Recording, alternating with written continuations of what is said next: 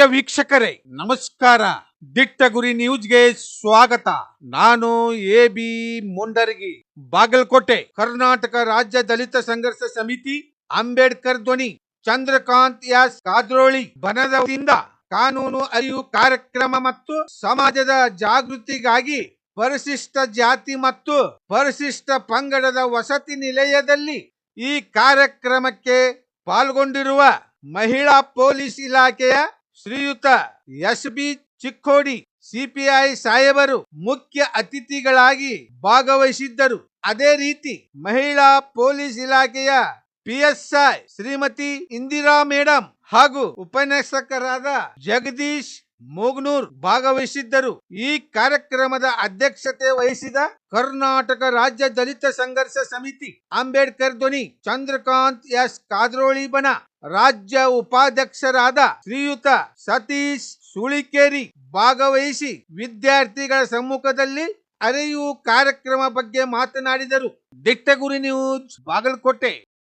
ಹೋಗಿ ಇಲ್ಲ ಕೆಲವೊಂದು ಟೈಮ್ದಾಗ ಏನಿರ್ತದೆ, ನೀವು ಹುಡುಗರೇ ಕರ್ಕೊಂಡು ಹೋಗಿರ್ತವೆ, ಕೆಲವೊಂದು ಹುಡುಗಿಯರೇ ಕರ್ಕೊಂಡು ಹೋಗಿರ್ತವೆ. ಆದ್ರೆ ಏನೇ ಒಂದು ವೇರಿಯೇಷನ್ ಆದ್ರೂ ಫಸ್ಟ್ ಅರೆಸ್ಟ್ ಆಗ್ಯವ್ರು ಯಾರು?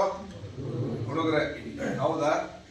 ಒಂದು ಆಮೇಲೆ ಈ ಒಂದು ಇಂಥ ಸಂದರ್ಭದಾಗ ಏನಾಗ್ತದ ಅಂತಂದ್ರೆ, ನೀವು ಮರ್ಡರ್ಕ್ಕಿಂತಲೂ ಕಷ್ಟದ ಕೇಸ್ ಅಂದ್ರೆ ಯಾವ್ದಂತಂದ್ರೆ ಪೋಕ್ಸೋ. ಬೇಲ್ ಸಿಗಂಗಿಲ್ಲ. ಹೌದಾ? ಆಮೇಲೆ ಎರಡನೇದ್ದು ಅಂಥದ್ದು ಬರೀ ನೀವು ಒಂದು ಪೋಕ್ಸೋದೊಳಗೆ ಒಂದು ಕರ್ಕೊಂಡು ಹೋದದಕ್ಕೆ ಒಂದು ಸೆಕ್ಷನ್ ಇದೆ. ಈಗ ಮೊದಲು IPC ಎತ್ತಿದ್ರು, ಭಾರತೀಯ ದಂಡ ಸಂಹಿತೆ ಎತ್ತಿದ್ರು, ಈಗ ಭಾರತೀಯ ನ್ಯಾಯ ಸಂಹಿತೆ ಆಗಿದೆ. ಅದರೊಳಗೆ ಮೊದಲ ಕಿಡ್ನ್ಯಾಪ್, ಅಕ್ಕಿನಾಗೆ ಬಂದು ಕರ್ಕೊಂಡು ಹೋಗಿದ್ರು ಸಹಿತ ನೀವು ಆಕಿನ ಕಿಡ್ನ್ಯಾಪ್ ಮಾಡ್ಕೊಂಡು ಹೋಗಿರಂತಾನೆ ಅರ್ಥ. ಯಾಕೆ? ಆಕೆ ಮೈನರ್ ಇದಾವೆ. ಕಿಡ್ನ್ಯಾಪ್ ಅಂದ್ರೆ ಗೊತ್ತಿದೆನಾ ಏನೋ? ಒತ್ತಾಯ ಪೂರ್ವಕ ಕರ್ಕೊಂಡು ಹೋಗೋದಂತ. ಆಕಿನೇ ಬಂದ್ರು ಅದು ನಿಮ್ಮ ಮೇಲೆ ಕೇಸ್ ಅಂತ ಏನಂತ ಆಗೋದು? ಕಿಡ್ನ್ಯಾಪ್ ಅಂತ ಆಗೋದು. ಎರಡನೇದು,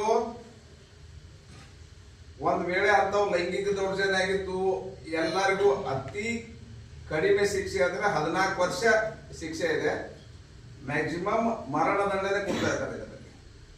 ನಿನ್ನೆ ಒಬ್ರು ನೋಡಿರ್ಬೇಕು ನೀವು, ಬೆಳಗಾವದಾಗ ಇಲ್ಲೊಂದು ಕೇಸ್ ರಿಜಿಸ್ಟರ್ ಆಗಿತ್ತು. ಬೆಳಗಾವ್ ನಾವು ಮೂಡಗಿ ಟ್ರಾನ್ಸ್ಫರ್ ಕೊಟ್ಟಿದ್ದೀವಿ. ಸ್ವಾಮೀಜಿ ಮೈನರ್ ಹುಡುಗಿಗೆ ಲೈಂಗಿಕ ದೌರ್ಜನ್ಯ ಮಾಡಿದ್ದ, 30 ವರ್ಷ ಶಿಕ್ಷೆ ಕೊಟ್ಟಿದೆ. ಇನ್ನು ಒಂದು ವಾರ ಆಗಿಲ್ಲ, 35 ವರ್ಷ ಅಲ್ಲ. ನಮ್ಮಲ್ಲಿ FIR ಆಗಿ ನಂತರ ಮೂಡಲಿಗೆ ಹೋಗಿ ಅಲ್ಲಿ ಬರ್ತಿತ್ತು ಕೋರ್ಟು. ಆ ಜುಡಿಕ್ಷನ್ದಾಗ ಶಿಕ್ಷೆ ಆಗಿದೆ. ಆಮೇಲೆ ನೆಕ್ಸ್ಟ್ ಪೋಕ್ಸೋದಾಗ ಏನಂತಂದ್ರೆ, ಇವನ್ ನೀವು ಎಲ್ಲೇ ಒಂದು ಸಿಳ್ಳೆ ಹಾಕಿದ್ರು ಸಹ ಯಾರಾದ್ರೂ ಕಂಪ್ಲೇಂಟ್ ಕೊಟ್ರೆ ನೀವು ಯಾವುದೇ ಕಾರಣಕ್ಕೂ ಹಂಗೆ ಉಳಿಯೋದಿಲ್ಲ, ಕಂಪಲ್ಸರಿ ಅರೆಸ್ಟ್ ಆಗ್ತದೆ. ಒಂದು ಬೈಕ್ ತಗೊಂಡು ತಿರುಗೋದಾಗ್ಲಿ, ಸಿಳ್ಳೆ ಹಾಕೋದಾಗ್ಲಿ, ಅಥವಾ ಏನಾದ್ರೂ ಇಂಥವು ಬಹಳ ಚಿಟ್ಚಾಟ್ ಮಾಡ್ತಿರ್ತಾರೆ, ನಮ್ಗೆ ಗೊತ್ತಿದೆ. ಟೀಸಿಂಗ್ ಮಾಡೋದಾಗ್ಲಿ, ಇಂಥವು ಮಾಡಿದರೆ 100% ನೀವು ಶಿಕ್ಷೆಗೆ ಗುರಿ ಆಗ್ತೀರಿ, ಅರೆಸ್ಟ್ ಆಗ್ತೀರಿ. ನಿಮ್ಮ ವಿದ್ಯಾರ್ಥಿ ಲೈಫ್ ಹೋಗ್ತದೆ, ಕೊಲ್ಯಾಪ್ಸ್ ಆಗ್ತದೆ.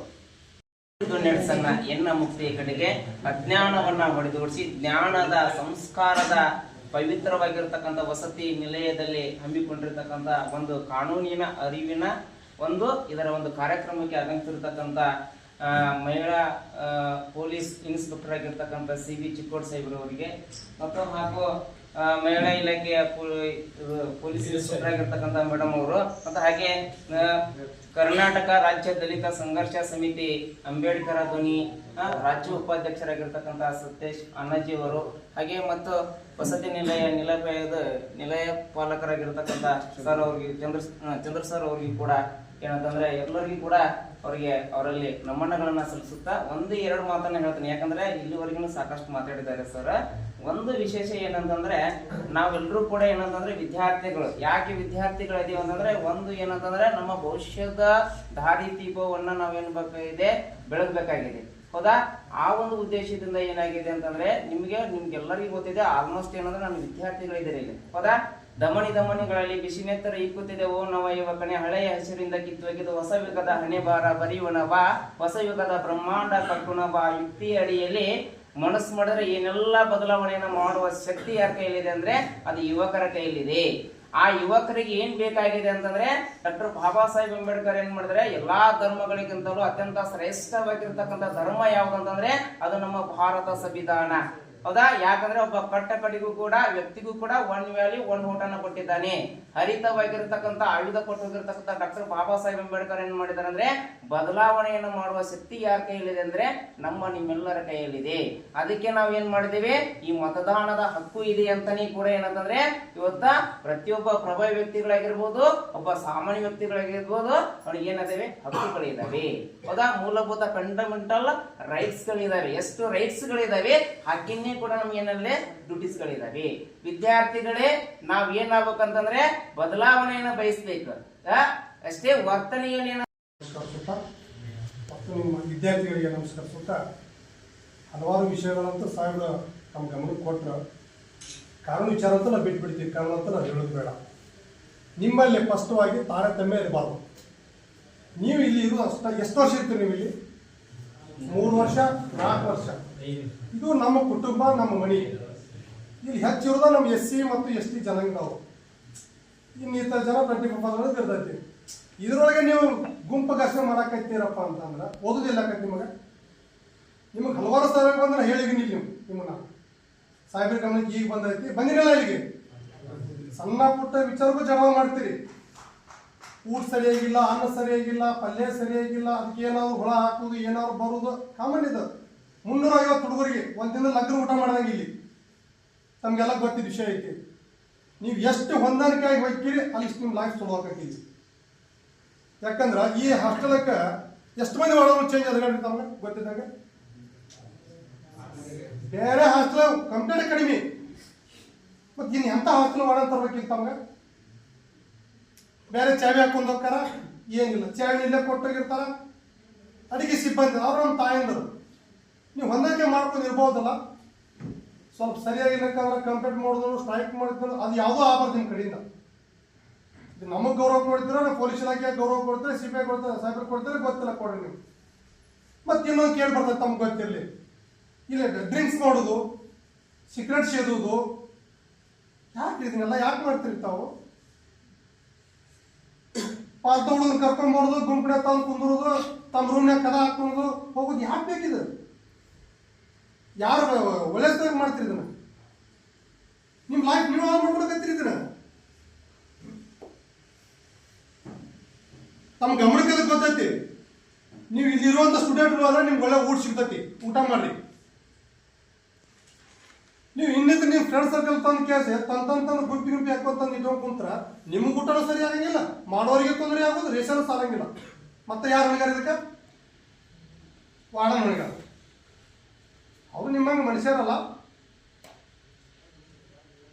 ಅವರಲ್ಲೇನೋ ಭೇದ ಭಾವ ಐತೆ ಮಾಡುದಿಲ್ಲಲ್ಲ. ನಿಮ್ಮಲ್ಲಿ ನೀವು ತಿದ್ಕೋಬೇಕಲ್ಲ ಇದನ್ನ. ಮತ್ತೆ ಯಾಕೆ ತಿದ್ಕೊಂಡಂಗಲ್ಲ ಇದನ್ನ? ನಿಮ್ಮಲ್ಲಿ ಏನಾದರೂ ಸಮಸ್ಯೆ ಇರ್ತಪ್ಪ ಇಲಾಖೆಯ ಮುಂದೆ ಹೇಳ್ತೀವಿ. ಅವ್ರು ಸಂಬಂಧಪಟ್ಟ ಅಧಿಕಾರಿ ಕರೆಸ್ಕೊಂಡು ಅವ್ರ ಭಾಷೆದಾಗ ಅವ್ರು ಹೇಳ್ತಾರೆ. ಮತ್ತೆ ಇದು ದಿನ ಬಂದಿನ ಸಾವಲ್ಲ, ದಿನ ಅಲ್ಲ ಇದು. ಟ್ಯಾಕ್ಸಿ ಹೊಡೆಯೋ ಬಂದು ಉಣ್ಣುದ, ಹೊರಗೆ ಗೌಂಡಿ ಕೆಲಸ ಮಾಡೋ ಬಂದು ಉಣ್ಣುದ. ಯಾವುದೇ ಕಾರಣಕ್ಕೂ ಹೊರಗಿನವ್ರು ಬರಂಗಿಲ್ಲ. ನಿಮ್ಮ ತಂದೆ ತಾಯಿಗಳು ಬಂದ್ರು ಊಟ ಕೊಡಂಗಿಲ್ಲ, ನೀವೇ ಮಾಡಬಹುದು. ಸರ್ಕಾರ ರೂಲ್ಸ್ ಐತೆ, ಆದೇಶ ಐತೆ. ಮತ್ತೆ ಯಾಕೆ ಇದನ್ನ ತಪ್ಪು ಮಾಡ್ತೀರಪ್ಪ ನೀವಾಗ? ಮುಂಜಾನೆ ನೋಡಿದ್ರೆ ಅದು ಸಂಜೆ ಮುಂದೆ ನೋಡಿದ್ರೆ ಡಾಬಿ ತುಂಬಿರ್ತಾರೆ, ಮುಂಜಾನೆ ಡಾಬಿ ತುಂಬಿರ್ತೈತಿ. ಅನ್ನದ ಬಗ್ಗೆ ಒಂದು ಸ್ವಲ್ಪ ವಿಚಾರ ಮಾಡ್ರಿ ನೀವು ಒಟ್ಟ. ಇದು ನಿಮ್ಮದಿದು ಸರ್ಕಾರ ಅಂದ್ರೆ ನಾವು ಸರ್ಕಾರ ಬೇರೆ ಯಾರು ಕೊಡಂಗಿಲ್ಲ ಇದನ್ನ. ಅನ್ನದ್ರಿ ಒಂದೊಂದು ಕೂಲ್ ಬಿದ್ದಾರ ಬೀದಿ ಮ್ಯಾಗ. ಮತ್ತೆ SC ST ಇಷ್ಟು ಸೌಲಭ್ಯ ಕೊಡಾಕದ ನೀವು ಉಪಯೋಗ ಮಾಡ್ಕೊಂಡು ತಾಯಿ ತಂದೆ ಹೆಸರು ತರಂಗಿಲ್ಲ, ದುಷ್ಟಚಟಕ್ಕೆ ಹಾಳಾಕಿರಿ ಅಂತಂದ್ರ ನಿಮ್ಮ ಬಗ್ಗೆ ತಾಯಿ ತಂದೆ ಕನಸ್ಕೊಂಡು ಕುಂತಿರ್ತಾರ್ರಿ. ತಾವು ಅರ್ಥ ಮಾಡ್ಕೊಡೋದನ್ನ. ನೀವು ನೀಟ್ ಇದ್ರ ನಿಮ್ಮ ಮನೆ ನೀಟ್ ಇರ್ತೈತಿ, ತಾಯಿ ತಂದೆ ಹೆಸರು ತರ್ತೀರಿ. ನನ್ನ ಮಗ ಹಾಸ್ಟೆಲ್ ಆಗದಾನ, ಬಂದು ತುಂಬಿಸರಿಗೆ ಮುಂದಿಸ್ಕೊಡಂಗಿಲ್ಲ. ಯಾಕ ಮಕ್ಕಳ ಪ್ರೀತಿ ಕಲಿತಾರಂತಾರೆ. ನೀವಿಲ್ಲ ಮುಂಜಾನೆ 11ಕ್ಕೆ ಹೇಳೋದು, ಹೋಗಿ ನಾಷ್ಟ ಕೊಡ್ರಿ ಅನ್ನೋದು, ಮುಂಜಾನೆ ಮಧ್ಯಾಹ್ನ ಹೇಳೋದು, ಊಟ ಕೊಡ್ರಿ ಅಂದ್ರೆ ಇದಕ್ಕೆ ಒಂದು ಕಾನೂನು ಚೌಕಟ್ಟು ಐತ್ರಿ. ಕಾನೂನು ಐತಿ ಇದಕ್ಕೆ. ಅದು ನಾವು ಕೂಡ ಪಾಲನೆ ಮಾಡ್ಬೇಕು, ಗೌರವಿಸ್ಬೇಕಂದ್ರೆ ನಾವು. ಯಾರು ಮಾಡ್ತೀರಿ ಹೇಳ್ರಿ? ನೀವು ಸಣ್ಣವರಲ್ಲ, ನೀವು 20-22 ವಯಸ್ಸಿನವ್ರದ್ರಿ ನೀವು. ನಿಮ್ಮ ತಾಯಿ ತಂದೆ ಒಬ್ಬರ ಕೆಲಸ ಮಾಡ್ತಿರ್ತಾರ ದೊಡ್ಡವ್ರಿಗೆ ಕೊಡೋದಾಗ, ನೀವು ಹೇಳ್ದ ರೊಕ್ಕ ಕೊಟ್ಟು ಕಳಿಸ್ತಾರ, ಹೇಳ್ದ ಮೊಬೈಲ್ ಕೊಡ್ತಾರ. ನೀವಿಲ್ಲ, ಒಂದು ಹುಡುಗನ ಕುಂದಿರ್ಸೋದು ಹಿಂದೆ ಹೊರಗೆ ಅಡ್ಡಾಡಕ್ಕೆ ಹೋಗ್ಬೋದು, ಮತ್ತೆ ಸಂಜೆಗೆ ಬಂದು ಊಟ ಹೋಗ್ಬೋದು. ಅದ ಮನೆ ಒಳಗೆ ನಿಮ್ಗೊಂದು ಊಟ ಕೊಡೋಕ್ಕಾಗೋದಿಲ್ಲ. ತಿಂಡಿ ತಿನ್ಲಿಕ್ಕೆ ಬಿಡ್ರಿ ಅಂತೀವಿ ನಾವು ಮಕ್ಕಳಿಗೆ. ಯಾಕ ಅವ್ರು ಬರ್ಬೇಕು ಕೆಲಸ ಮಾಡ್ತಿರ್ತಾರ, ಮತ್ತೊಬ್ರಿಗೆ ಕೆಲಸಕ್ಕೆ ಹೋಗ್ಬೇಕಾಗಿರ್ತಾರ. ಇಲ್ಲಿ ಹಂಗಿಲ್ಲಲ್ರಿ. ಮುಂಜಾನೆ 8-9 ನಿಮ್ಮ ನಾಷ್ಟ ರೆಡಿ ಆಗಿರ್ತೈತಿ, ಮಧ್ಯಾಹ್ನ ಊಟ ರೆಡಿ ಆಗಿರ್ತೈತಿ, ಸಂಜೆ ಮುಂದೆ 7ಕ್ಕೆ ಊಟ ಕೊಡ್ತಾರೆ ನಿಮಗೆ.